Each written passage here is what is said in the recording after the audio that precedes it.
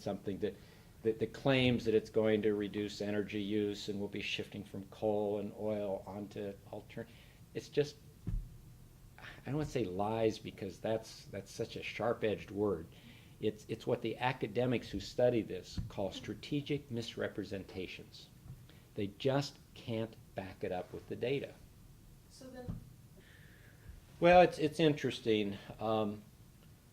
It's hard to find the detail. A lot of times they'll make a statement in the environmental impact study, for example. It has these wonderful statements about how energy efficient the system is without giving you the data there during rush hour.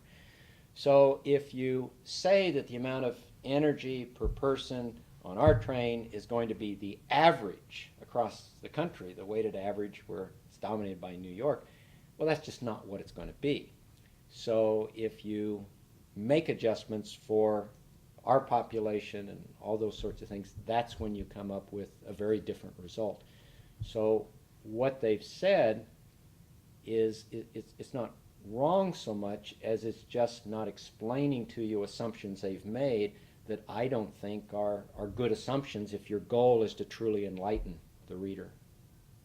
We're headed way, got to do our priorities.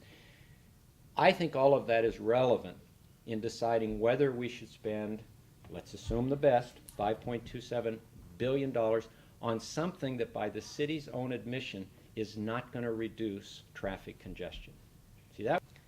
We believe that the city didn't provide a comprehensive and objective alternatives analysis. For example, before Mayor Hanneman was elected, Mayor Harris had championed what he called BRT, bus rapid transit.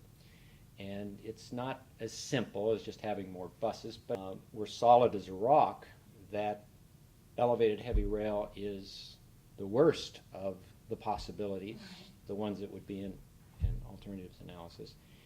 And I think all of us recognize that at least part of a better approach is to build on our award-winning bus service rather than to tear it down.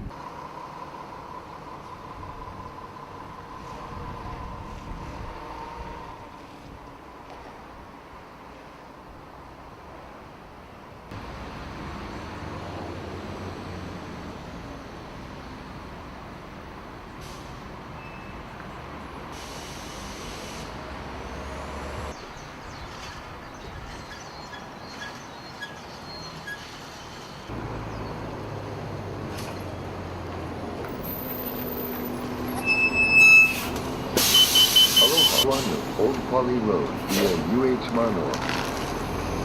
Velvet Falls.